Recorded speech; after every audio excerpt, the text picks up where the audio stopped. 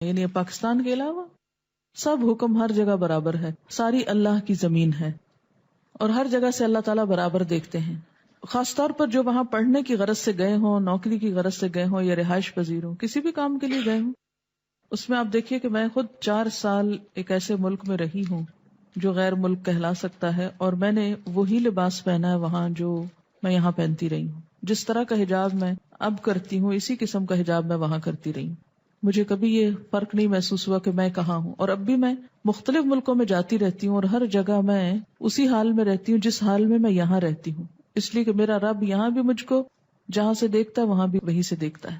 تو فرق نہیں ہے، وہ بھی مرد ہے یہ بھی مرد ہے.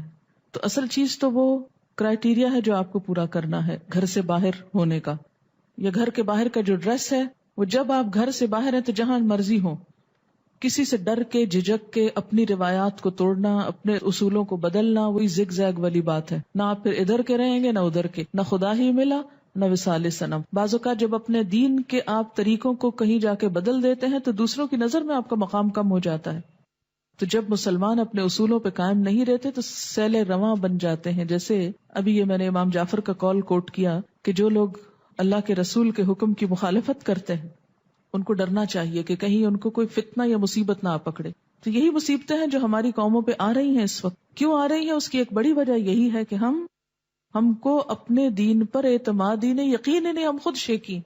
ہم ہر ایک سے ڈر کے فوراً سب سے پہلے کیا چھوڑتے ہیں؟ اللہ کا حکم چھوڑتے ہیں، اور یہ نہیں دیکھتے کہ اللہ کی ذات ان سب سے بڑی.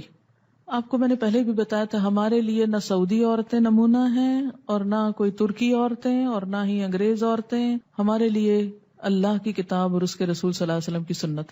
کسی شخص کو اپنا آئیڈیل نہ بنائیں کہ وہ یہ کر رہا ہے تو میں بھی یہ کر لوں، ہرگز نہیں.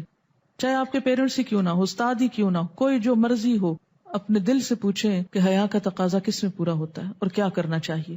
یہ چیز جب تک آپ کے اندر سے نکلے گی نہیں نا، انسان پرستی، اس وقت تک آپ دین پر عمل نہیں کر سکتے. ہماری سب سے بڑی مشکل یہ ہے کہ ہم لوگوں کو آئیڈیل بنا لیتے ہیں، وہ کرتے ہیں جو لوگ کر رہے ہوتے ہیں. پھر اس کا حال کیا ہوتا ہے؟ آج لوگ یہ کر رہے ہیں آپ وہ کریں گے، کل لوگ وہ سٹائل چھوڑ کے کچھ اور کرنے لگے، پھر آپ ان کے پیچھے چل پڑیں گے. کل مجھے خط موصول ہوا، اس میں کسی نے اپنی مشکل یہ لکھی ہوئی تھی کہ وہ اسکول میں ٹیچر ہیں اور ساتھ کیسٹ سے قرآن کا ترجمہ پڑھ رہی ہیں. جو پڑھتی ہیں وہ کلاس میں بھی بچوں کو بھی بتا رہی تھی کہ بہت سی بچیاں الحمدللہ بہت کچھ سیکھ رہی ہیں، لیکن میرے لیے ایک بہت بڑا مسئلہ یہ ہو گیا کہ ایک بچی جس نے کہیں قرآن کی تعلیم حاصل کی ہے اس کا عمل کوئی اچھا نہیں. ایسا بچیاں اس کو آئیڈیلائز کر لیتی ہیں اور بہت سی باتوں کو یہ کہہ کے ٹال دیتی ہیں کہ وہ فلاں نے جو یہ عالمہ کا کورس کر رکھا ہے وہ نہیں کر رہی تو ہم کیوں کریں. تو یہ چیز بہت خطرناک ہے. جب بھی آپ کسی کو دین پڑھائیں اس کو معیار اللہ اور اس کا رسول بتائیں، بس نہ اپنی ذات بتائیں نہ کوئی اور بتائیں. ہر ایک کا اپنا معاملہ اللہ کے ساتھ ہے. بس بعض اوقات کیا ہوتا ہے کوئی بڑا اسکالر آتا ہے، وہ کوئی بات کہہ جاتا ہے، ہم کہتے ہیں اچھا یہ بڑا اسکالر ہے نا لہٰذا اس کی بات چل پڑتے ہیں، اور بھول جاتے ہیں قرآن میں کیا حکم تھا یا نبی صلی اللہ علیہ وسلم نے کیا فرمایا.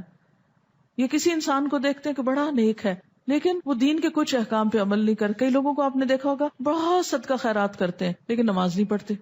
اب آپ بھی نماز چھوڑ بیٹھیں گے؟ کئی لوگ چھوڑ بیٹھتے ہیں، وہ کہتے ہیں لوگ فلاں بھی تو نہیں کرتا، چاہے آپ صدقہ خیرات اس جتنا کریں یا نہ کریں. تو ایسا نہیں کرنا ہم کو. یا ہم دیکھتے ہیں کہ فلاں شخص بڑا پاپولر ہے، اس کی تو ہر بات ہی صحیح ہوگی اسی لیے تو اس کو یہ عزت ملی. نہیں، ہرگز نہیں. کسی کو بھی اندھا دھند آنکھیں بند کر کے فالو نہیں کرنا، کسی سے امپریس نہیں ہونا. خدا کے لیے لوگوں کا خوف بڑائی صرف اللہ کے لیے ہے، اسی کا حکم بڑا ہے، کوئی بڑا نہیں. باقی سب بندے ہیں، مخلوق ہیں. ہاں کوئی عمر میں بڑا ہے، کوئی مرتبے میں، عزت کریں بس اس حد تک، لیکن اس کے پیچھے رہ کے اپنے دین اور اپنے اصولوں اور اپنے پرنسپلز کو نہیں بدلنا. آپ کو پتا میں جب یونیورسٹی میں پڑھتی تھی پاکستان کی، میرے ٹیچرز میرے حجاب کا مذاق اڑاتے تھے. بہت ادب کرتی تھی، بہت احترام، کہ میں کبھی یوں بھی سیدھے اکڑ کے نہیں کھڑی، ہمیشہ جھک کے بات کرتی تھی.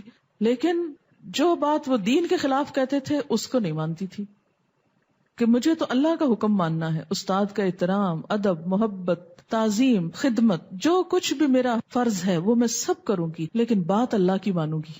اس لیے کہ میں نے واپس اللہ کے پاس جانا ہے. اس شخص سے نہ جزا لینی ہے نہ سزا لینی ہے.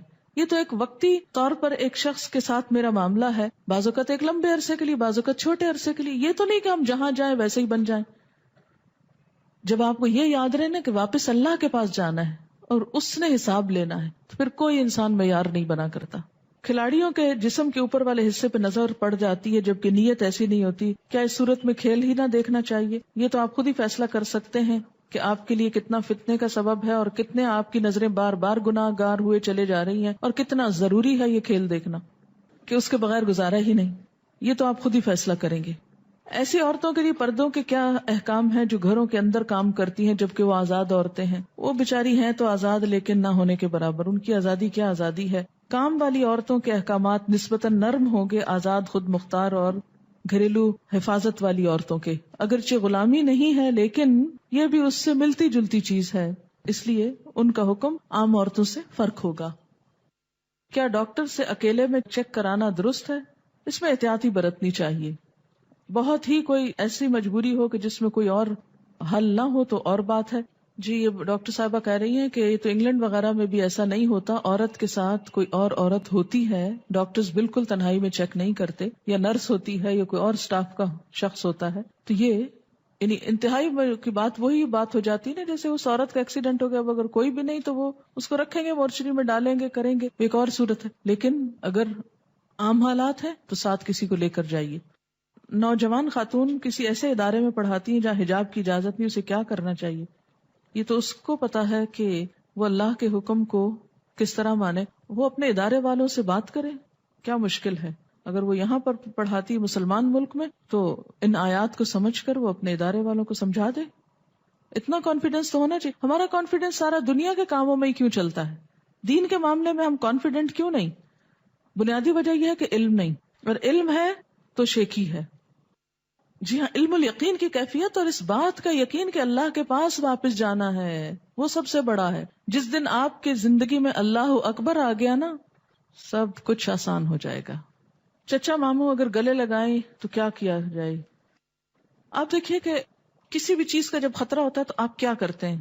بتائیے مجھ کو. کوئی قانون آپ کو بتاتا ہے یہاں خطرہ ہے اور یہ آگے قدم نہ رکھنا یا کرنا؟ کیا کرتے ہیں جب آپ کو پتا ہوتا ہے، آپ کی سینسز کا ایک دم وہ اس پہ آنے لگتا ہے سگنل، تو آپ کیا کرتے ہیں؟ آپ کو پتا ہے کہ جیسے بہت سے لوگ جب جو کسی کراؤڈ پبلک میں جاتی ہوں، جیسے میں رات لاہور میں تھی، تو مجھے پتا ہوتا ہے کہ اب یہ آئیں گے اور میرے ہاتھ چومیں گے، تو میں سلام اس طرح کرتی ہوں کہ یوں نیچے رکھتی ہوں ہاتھ، یوں کوشش کرتی ہوں کہ یہاں تاکہ وہ کھڑے ہوں تو ان کو بہت جھکنے کی تکلیف کرنی پڑے گی تو نہیں کریں گے.